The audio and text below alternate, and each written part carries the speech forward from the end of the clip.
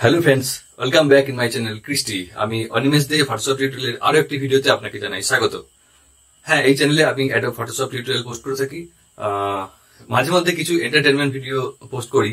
তো সেই ধরনের এন্টারটেনমেন্ট ভিডিও কিছু পোস্ট করছিলাম, একটি সিরিজ ভিডিও, যার লিঙ্ক আমি ডিসক্রিপশন বক্সে দিলাম প্লেলিস্টের, বা উপরে আই বাটন প্রেস করেও দেখতে পারেন এই ভিডিওটি শেষ করে দেখার পর।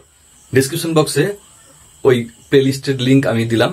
মোট 9টি ভিডিও রয়েছে, ছোট ছোট ভিডিও, জাস্ট ছোট ছোট ভিডিও 9টি ভিডিও রয়েছে, আপনি চাইলে দেখতে পারেন পরে।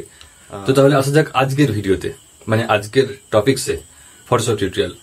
আগের পোস্ট করা একটি ভিডিওতে আই বাটনে আছে ভিডিও, সেখানে আমি বলেছিলাম ফটোশপের একটি টিউটোরিয়াল ভিডিওতে যে ফটোশপে মার্কস কিভাবে ইউজ করতে হয় বা ফটোশপে মার্কসের ব্যবহার সম্বন্ধে। তো আজকে সেই মার্কস ব্যবহার করা নিয়ে দেখব। তো তাহলে চলুন বেশি আর বক বক না করে যা যা কম্পিউটার স্ক্রিনে।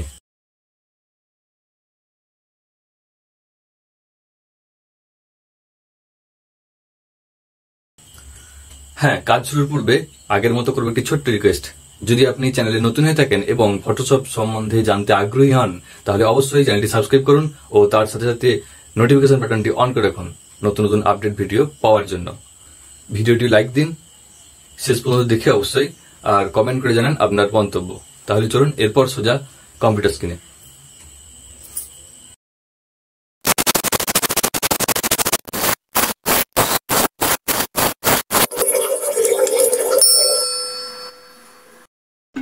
দেখুন, স্ক্রিনে একই ছবি দুটি দেখছেন। একটাই ছবি, একটা ব্ল্যাক এন্ড হোয়াইট এবং একটা কালার। যেখানে কালার ছবিটা ব্ল্যাক এন্ড হোয়াইটে রূপান্তরিত করা হয়েছে এবং দেখুন ভালো করে যে অলংকারগুলি বা জুয়েলারিগুলি কালার আছে, অর্থাৎ ব্ল্যাক এন্ড হোয়াইট ছবি কিন্তু জুয়েলারিগুলি কালার।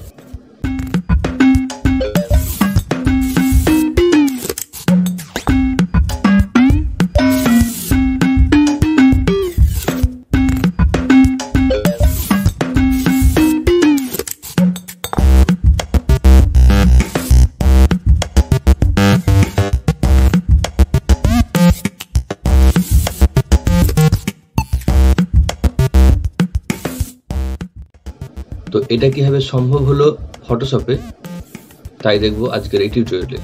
সফটওয়্যারে এসে গেছি। এরপর একটা ডুপ্লিকেট কপি নিয়ে নিলাম ছবিটার, অর্থাৎ ডুপ্লিকেট লেয়ার। এরপর অ্যাডজাস্টমেন্ট থেকে ব্ল্যাক এন্ড হোয়াইট করবো। ব্ল্যাক এন্ড হোয়াইটের টিউটোরিয়াল আমি একটি আলাদা করে বানাবো। এখানে একটু স্পিড করেই এটা সেরে ফেললাম। ওকে, প্রপার ব্ল্যাক এন্ড হোয়াইট কিভাবে বানাতে হয় বা করতে হয় সেটা আমি নিয়ে পরে অন্য কোনো ভিডিওতে আসছি। তো দেখুন, ব্ল্যাক এন্ড হোয়াইট এটা হয়ে গেছে। এরপর নিচের দিকে যে আইকনটি আছে মার্কসের, সেটা ক্লিক করলাম এবং ব্ল্যাক এন্ড হোয়াইট ছবিটির পাশে একটি আলাদা লেয়ারের বক্স এসে গেছে। এরপর ব্রাশ টুল সিলেক্ট করবো অ্যান্ড কালারে এসে ব্ল্যাক, ব্রাশ টুল সিলেক্ট করে ব্ল্যাক কালার। ওকে,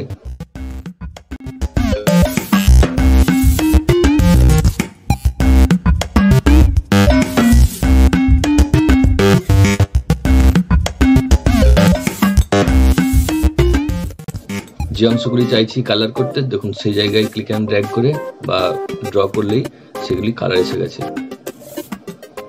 এটা কিন্তু মার্কস লেয়ারের মধ্যে হচ্ছে। পাশে লেয়ার বক্স প্যানেলে যেখানে ব্ল্যাক অ্যান্ড হোয়াইট ছবিটা রয়েছে এবং সেই ছবির ব্ল্যাক অ্যান্ড হোয়াইট ছবির পাশে যে মার্কস ব্যবহার করলাম, সেই মার্কস লেয়ারের মধ্যে কিন্তু এই কাজটি সম্পূর্ণ হচ্ছে। একটু কুইক ফাস্ট করে সম্পূর্ণ কাজটি দেখিয়ে দিই।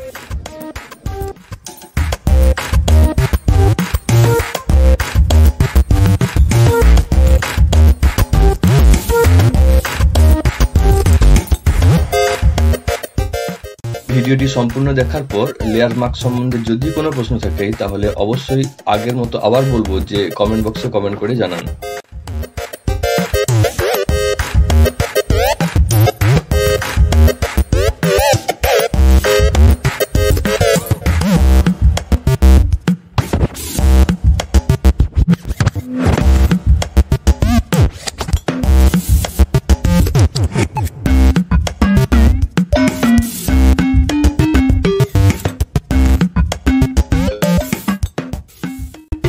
লেয়ার মার্কসের একটা সুবিধা রয়েছে, যেখানে যদি ভুলবশত আপনি ভুল জায়গায় ক্লিক করে ফেলেন বা ভুল জায়গায় ব্ল্যাক কালারকে সিলেক্ট করে ফেলেন, তাহলে হোয়াইট কালার সিলেক্ট করে সেখানটা আবার রিপেয়ার করা যায়, যেটা ইরেজার টুলে করা যায় না, মুছে ফেললে সেই কাজটা করা যায় না।